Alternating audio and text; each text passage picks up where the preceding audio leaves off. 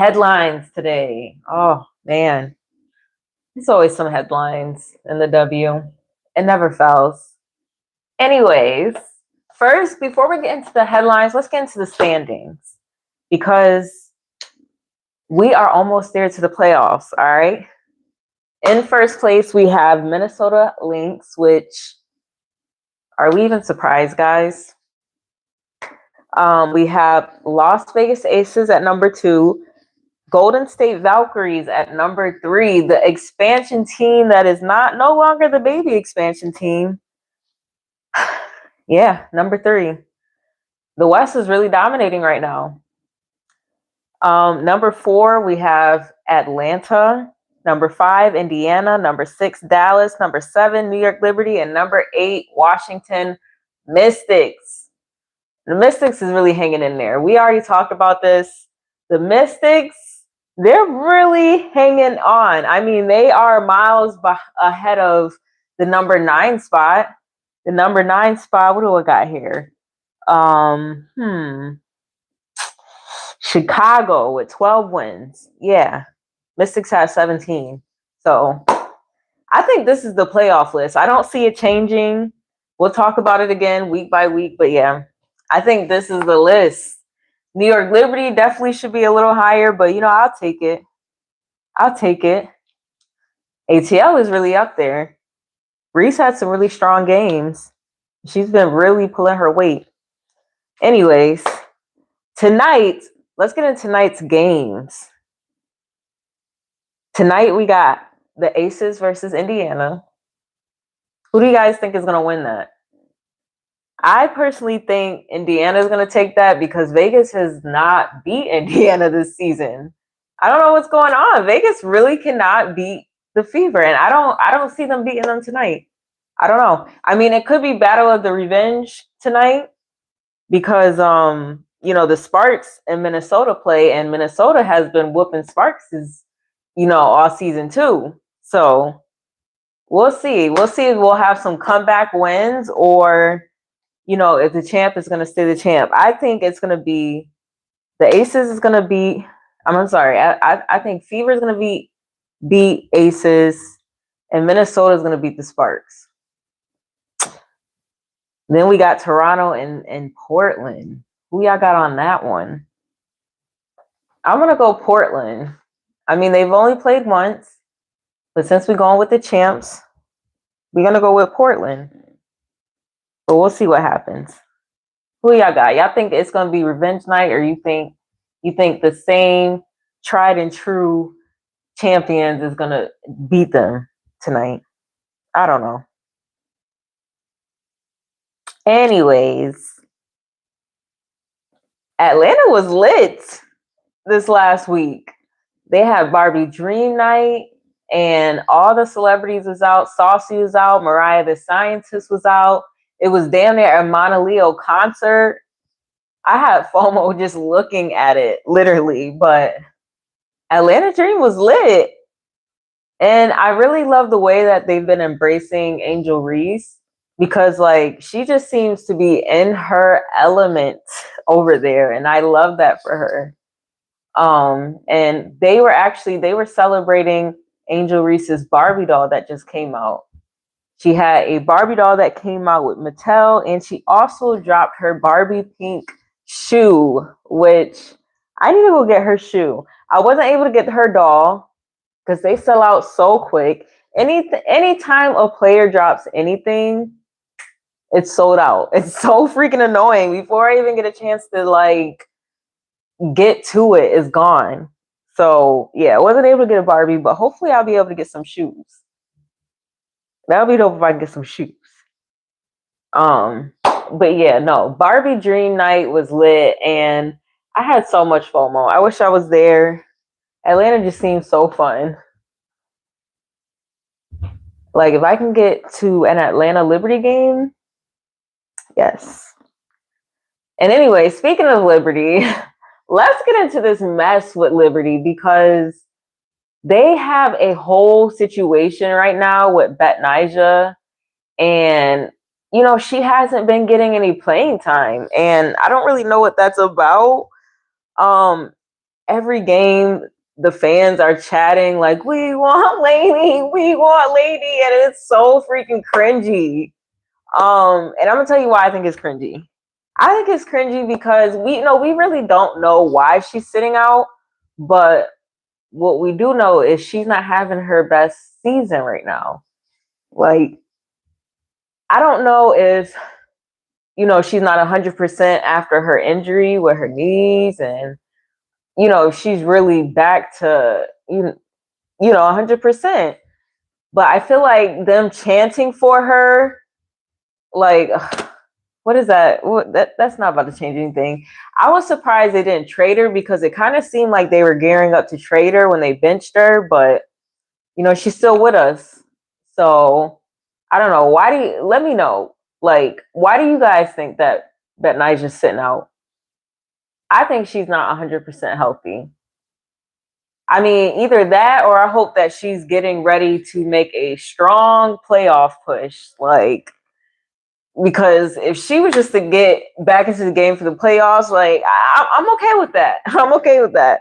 Because you know what? Right now we are hanging in, and you know what? Like Sabrina said, let us just get to the playoffs, and we will take it from here. So, yeah, that's what I'm hoping for.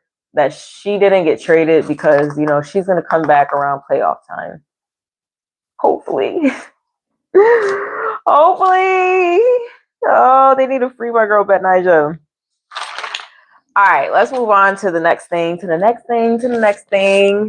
And that is this trade situation. So Betnijah didn't get traded, but Kelsey Plum and Anissa Morrow got traded. Now, that was the only real noise to come out of the trade. Plum went to Mercury Phoenix, which she's been doing pretty good. She's been dropping like 20. She was in 2 games. It was Atlanta and I don't remember who.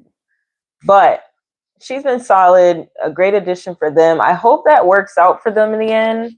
I don't know if Kelsey's going to stay with them next year because, she technically is, she's going to be a part of free agency, but we'll see what happens with that.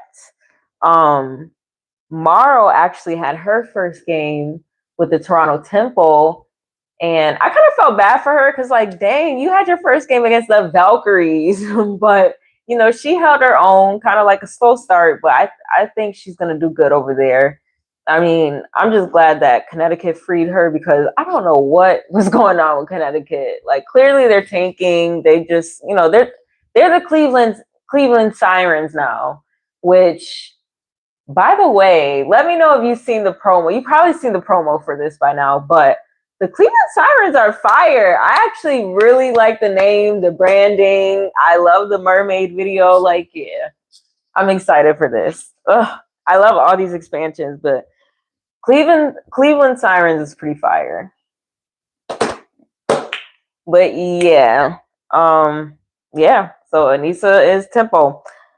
Moving right along. ESPN stirred up some news, some drama over the week, and they basically dropped the contenders for MVP. And their front runner was Asia Wilson, which I agree.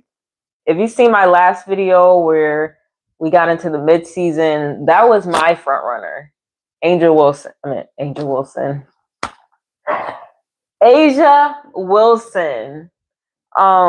But they did have a list of top contenders, and it stirred up a lot of controversy because a lot of people felt like Caitlyn shouldn't have been on there. They feel like, it's a whole thing where they feel like Kelsey Mitchell is the better player on the team. But anyways, I think that they had a fair list of contenders, and we're going to go over that right now. First up, they had Olivia Miles, which Olivia Miles being a contender just makes me so happy because it would be pretty cool to see someone get Rookie of the Year and MVP. I'm just saying. But ESPN put Olivia Miles on the list because she has, one, without a doubt, carried Lynx while Fee was gone. She's carried Link. She's had like 30 plus points a night. Right now, Lynx are in their 10th straight win. Like, yeah, I think she's a really good contender for MVP. So we're gonna have to see what happens with that. She's also really good at scoring. She's really good at putting up assists. Like, your girl got it. She definitely got it. So she was on the list. Now, Caitlin Clark was a contender, and she was basically put on there because she's well-rounded. Caitlin has been averaging about 20 points a night. You know, obviously she passes beautifully. She's had really good assists, but I think too, she contributes to their offense. They, you know, FIBA scores. That's what they do. They score. So they have her on the list. Personally, I think Kelsey Mitchell is the MVP of FIBA, but that's nobody asked me, but this is ESPN's list. Next on that list, they have Paige Beckers, which basically similar to Caitlin. You know, she shoots, her assists, her passes are beautiful, and she really contributes to, you know, Dallas, especially in the fourth quarter. Paige is nice in the fourth quarter, okay? One thing about her is she gonna come get that win. She really knows how to close out. She's calm under pressure, almost like a Sonia Citron. Like, that's what I love about Paige.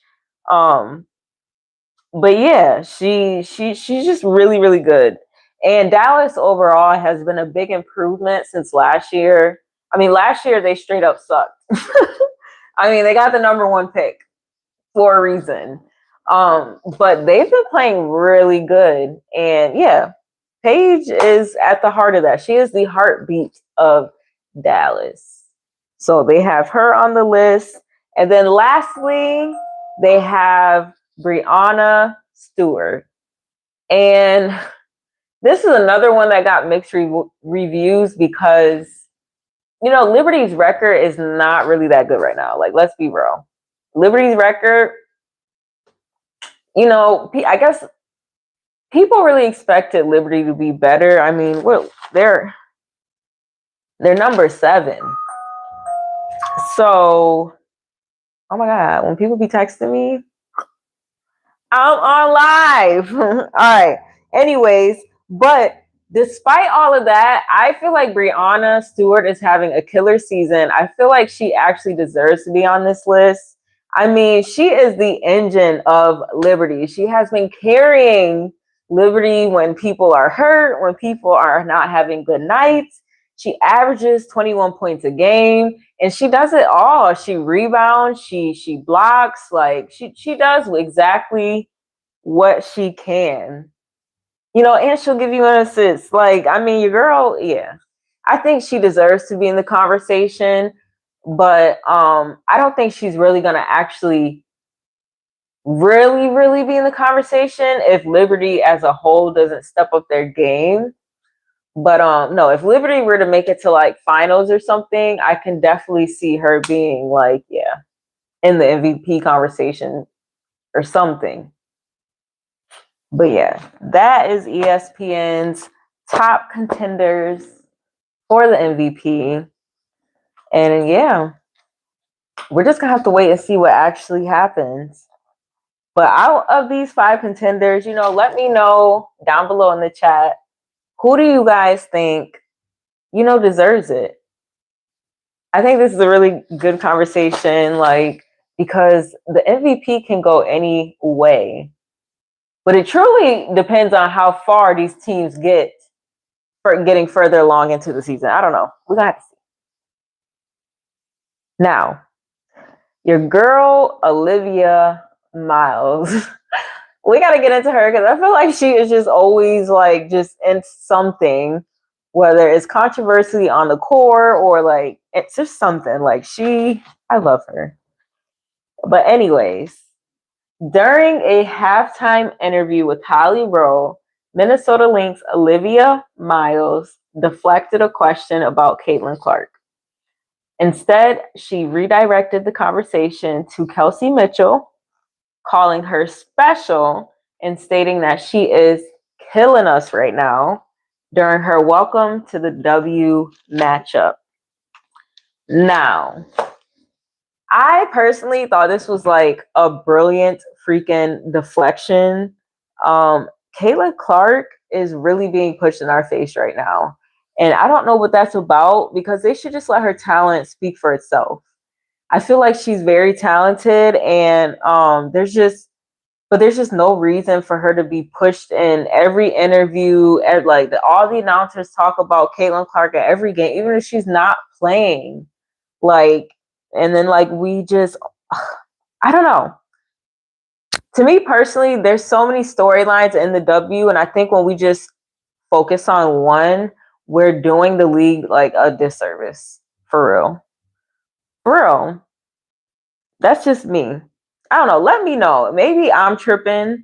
You know, maybe for whatever reason I'm biased, but let me know if you feel like we are Caitlin. Let me know if you feel like Caitlin's being pushed in our face.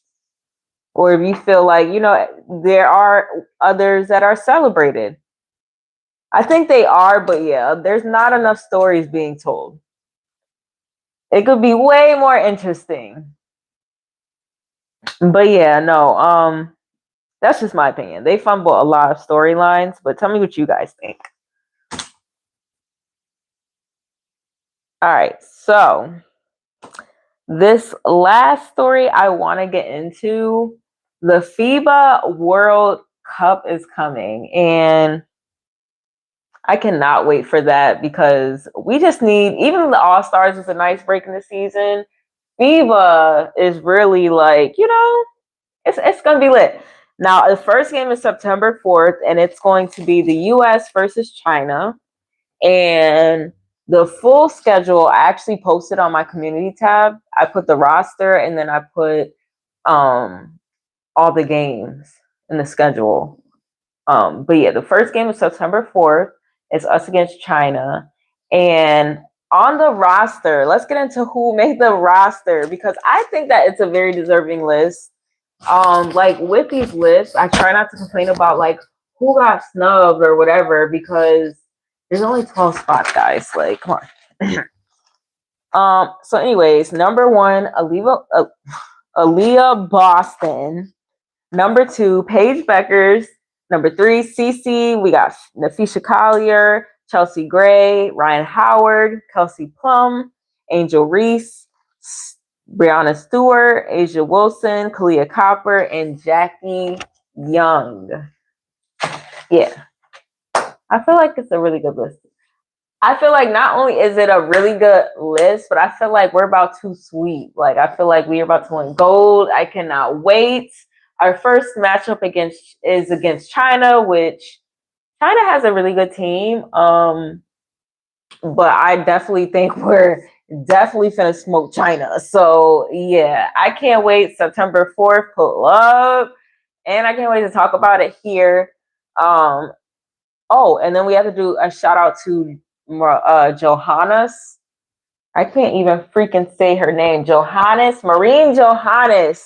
She is going to be playing with the French team. So yeah, get into that. I'm just wishing all my ladies good luck. Go USA. You know what time it is. And yeah, that's that on that. And that is all I got for you. So yes, I'm about to end this chat. If you guys are on the replay, what's up, replay gang? And yeah, I'm about to get in these games. Yes, I cannot wait. We got the Aces Fever game. Whew, let's see. You know, that's about to be spicy. Fever game is always freaking spicy, yo. Like, oh my gosh. Freaking Fever game. All right, y'all. I'm out of here because yes, I need to set my TV up. I don't even know what the game is on. Probably definitely not on the League Pass because they're trifling. But yeah, anyways, bye guys. Love you.